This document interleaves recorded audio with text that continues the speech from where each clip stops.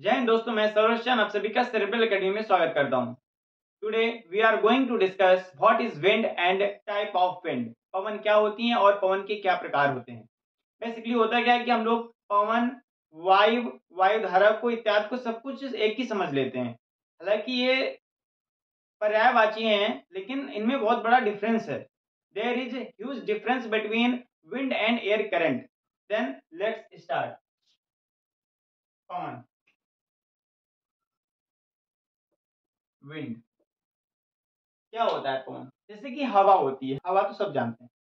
वायु यानी हवा, तो वायु के क्षैतिज दिशा में गति करने को पवन कहते हैं। क्या कहते हैं? जब जो वायु है, एयर है, जब ये क्षैतिज दिशा पे क्या करती है, गति करती है। क्षैतिज दिशा पे इस तरह से जब गति करती है, इसे क्या कहते हैं? पवन कहते हैं, विंड कहते हैं।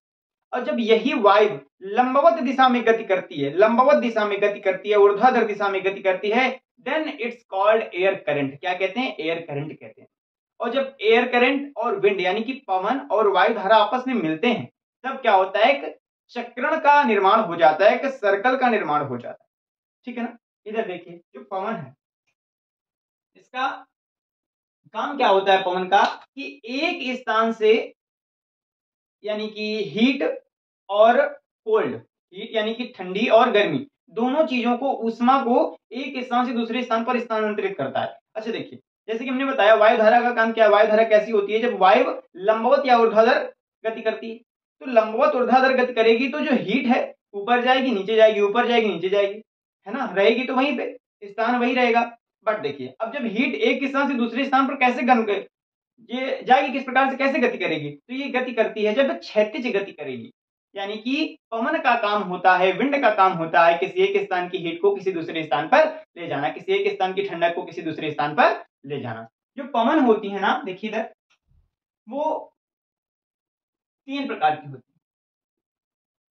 सबसे पहले जो पवन होती है, उसको कहते हैं हम लोग ग्रही पवन या प्रचलित पवन। प्रचलित पवन इसी का नाम है, ठीक है ना। ग्रही पवन, प्रचलित पवन, इसे सनातनी पवन और भौगोलिक पवन भी कहते हैं, ठीक है ना। ग्रही पवन, प्रचलित पवन, सनातनी पवन, है ना, भौगोलिक या भूमंडलीय पवन भी कहते हैं। दूसरे नंबर पे मौसमी पवन, मौसमी पवन। फिर है स्थानीय पवन, स्थानीय पवन,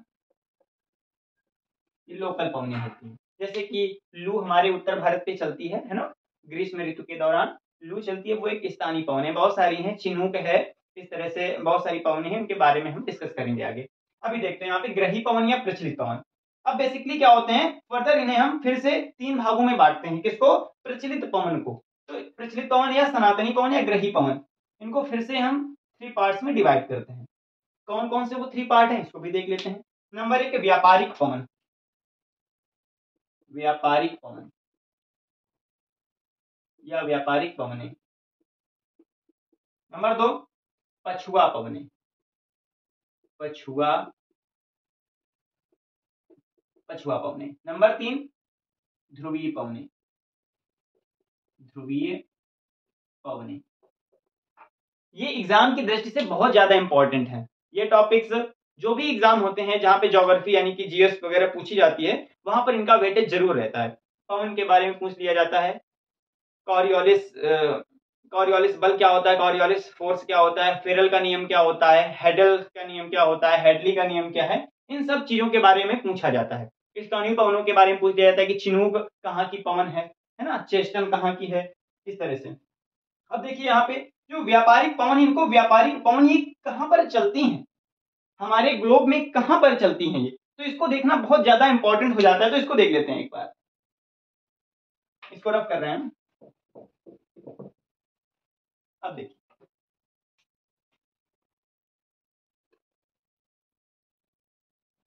0 डिग्री अक्षांश, ठीक है ना।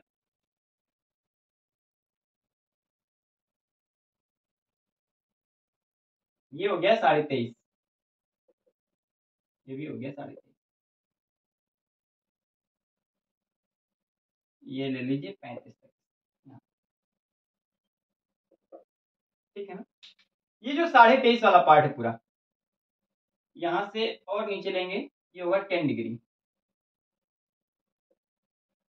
इस पार्ट को, ये वाला जो पार्ट, इसे कहा जाता है निम्न वायुदाब पेटी। क्या कहा जाता है? निम्न वायुदाब पेटी।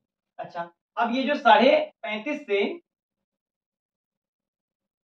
45 तक, इसे कहा जाता है उपोष्ण कटिबंधीय यानी कि उच्च वायुदाब की पेटी।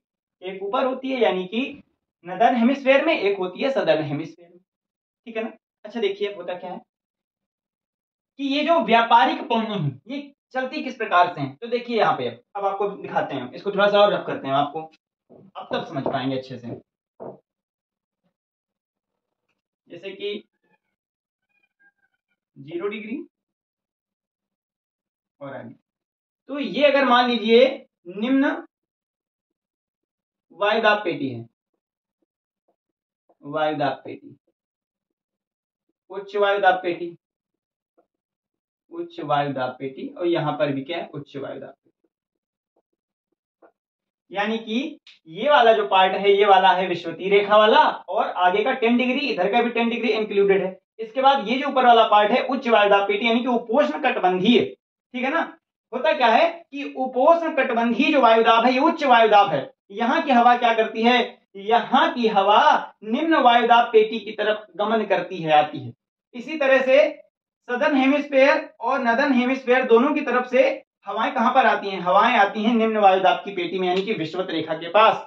यहाँ पे ये दोनों टकराती हैं और टकराने के बाद संवहनीय वर्षा करती हैं। कैसी वर्षा करती हैं? संवहनीय वर्षा करती हैं, विकट वर्षा करती हैं। और ये जो पवनें हैं वर्ष भर एक समान स्थिति में बराबर चलती रहती हैं। इसीलिए कहा जाता है विषुवत रेखा पे सबसे ज्यादा बारिश होती है और सबसे ज्यादा हीट भी यहाँ पर होती है। क्यों? क्योंकि वर्ष भर सूर्य की सीधा किरणें यहीं पर पड़ती है।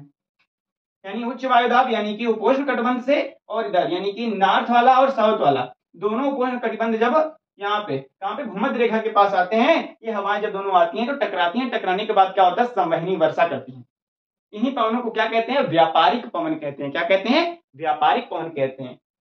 ट्रेड विंड कहा जाता है। ट्रेड जो है वो जर्मन भाषा का शब्द है जिसका अर्थ होता है निर्दिष्ट, ठीक है ना। इतना आपको समझ में आ गया होगा। अब देख लेते हैं पछुआ पवन। अब देखिए होता क्या, यही जो उपोष्ण उच्च वायुदाब है, इसी की जो जब पवने हैं ये उपध्रुवीय निम्न वायुदाब की तरफ, देखिए यहां पे बना देते हैं उपध्रुवीय निम्न वायुदाब, इधर भी है उपध्रुवीय निम्न वायुदाब, उपध्रुवीय निम्न वायुदाब, ये वाला पार्ट देखिए। अभी उच्च वायुदाब यानी कि उपोष्ण कटिबंध से हवाएं किधर चल रही थी? इस पट्टी में चल रही थी यानी कि भूमध्य रेखा की तरफ। अब देखिए होता क्या है, अब उच्च वायुदाब यानी उपोष्ण कटिबंध से ही हवाएं चलती हैं उपध्रुवीय निम्न वायुदाब की तरफ। जब उपध्रुवीय निम्न वायुदाब की तरफ चलती हैं, इसी तरह से सदर्न हेमिस्फीयर में, इसी तरह से नदर्न हेमिस्फीयर में, ठीक है ना। तो जब ये हवाएं इधर से गति करती हैं, किधर से गति करती हैं आप देखेंगे नदर्न हेमिस्फीयर में, नॉर्थ साउथ। तो नदर्न हेमिस्फीयर में इनकी दिशा क्या होती है? एग्जाम में पूछा गया है कई बार। तो आप देखेंगे कि जो पश्चिमा हवाएं होती हैं वो नदर्न हेमिस्फीयर में, यहाँ पे देखिए दक्षिण पश्चिम से उत्तर पूर्व की तरफ, दक्षिण पश्चिम से उत्तर पूर्व की तरफ, इसको नोट करिएगा ना। ये नॉर्थ में, उत्तर में क्या होती है इसकी दिशा? कौन सी पछुआ पवनों की दिशाएं क्या होती हैं? देखिए उत्तरी गोलार्ध में, उत्तरी गोलार्ध में दक्षिण पश्चिम से उत्तर पूर्व की तरफ, उत्तर पूर्व की तरफ, यानी यहां से इधर। ये बहुत गंदा लग रहा है, इसको ऐसा कर देता हूं, ये देखिए इस तरह से इधर की ओर।